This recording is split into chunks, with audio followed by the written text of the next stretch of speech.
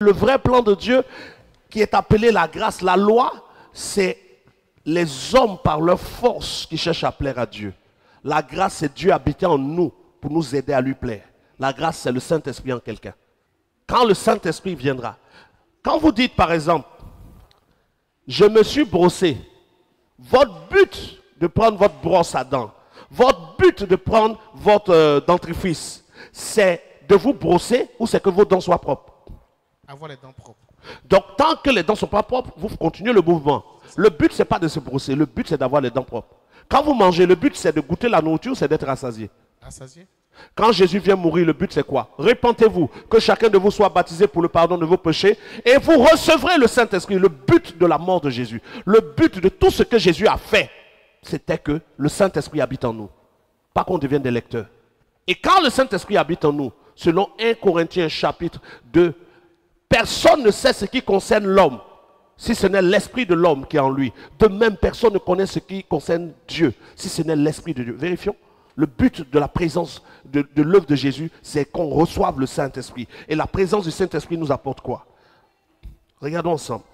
1 Corinthiens chapitre 2, verset 9. Mais, comme il est écrit, ce sont des choses que l'œil n'a point vues, que l'oreille n'a point entendues, et qui ne sont point montées au cœur de l'homme, des choses que Dieu a préparées pour ceux qui l'aiment. Dieu nous les a révélées par l'Esprit. Attends, tu ne peux pas dire ça. Les choses que Dieu a préparées pour ceux que Dieu lui-même aime. Les choses que Dieu a préparées pour les vrais disciples. Les choses que Dieu a préparées pour ceux qui vont réellement entrer dans la Nouvelle Jérusalem. Dieu les a révélées par la Bible. Par l'Esprit. Par l'Esprit. Pas par la Bible. Continue. Car l'Esprit sonde tout. Car l'Esprit, le Saint-Esprit sonde tout. Même les profondeurs de Dieu. La Bible ne sonde rien. Si on n'a pas écrit quelque chose, ça n'apparaît pas. Ce qu'ils n'ont pas écrit n'est pas dedans. Continue. Lequel des hommes, en effet, connaît les choses de l'homme? Oui. Si ce n'est l'esprit de l'homme qui est en lui. Mon esprit sait ce que je pense. De même? De même, personne ne connaît les choses de Dieu, si ce n'est l'esprit de Dieu. Attends, personne ne connaît les choses de Dieu. Donc, si ce n'est pas le Saint-Esprit, personne ne connaît les choses de Dieu. Donc, tous ceux qui lisent la Bible connaissent les choses de qui? Comprenez? Et qui écrit ça? C'est l'apôtre Paul. Paul lui-même, comment a-t-il su tout ce qu'il a écrit? Je vous montre. On va revenir, ne change pas le passage, on va revenir dessus. Regardons ensemble. Galates chapitre 1, verset 11.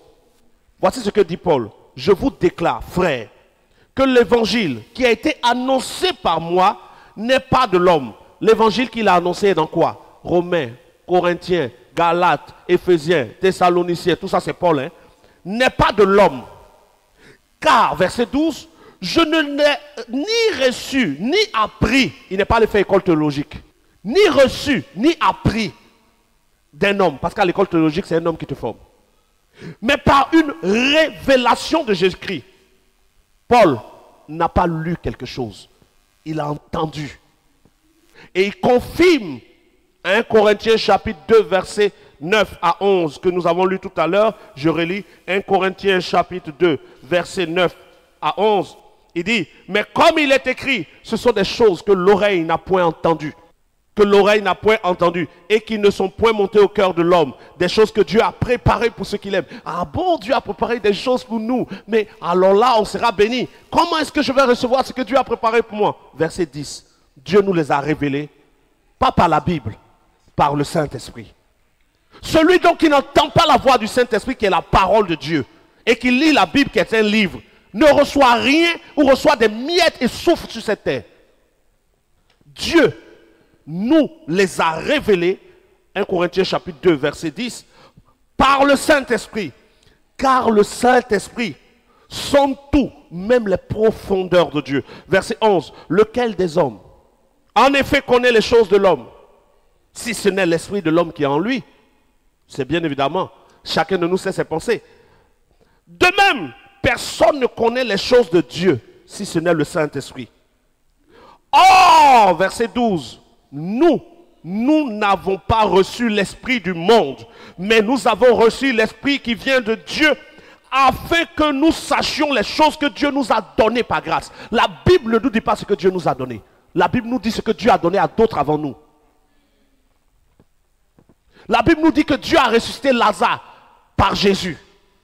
La Bible nous dit que Dieu a parlé depuis le ciel au baptême de Jésus. La Bible nous dit que Dieu a donné le Saint-Esprit à Jésus. La Bible nous dit ce que Dieu a fait avant nous.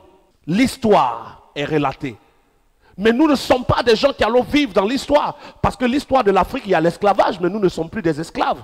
De même, en lisant la Bible, nous avons l'histoire du passé. Mais dans ce présent, Dieu est le je suis et non le j'étais. On ne va pas continuer d'être des chrétiens sourds, muets et aveugles, en train de tâtonner comme en plein jour, comme des pécheurs. Combien de chrétiens ne souffrent pas aujourd'hui parce qu'ils n'entendent pas la voix de Dieu? Parce que vous êtes de bons lecteurs. Dieu nous les a révélés, pas par la Bible. Dieu nous les révèle par l'Esprit.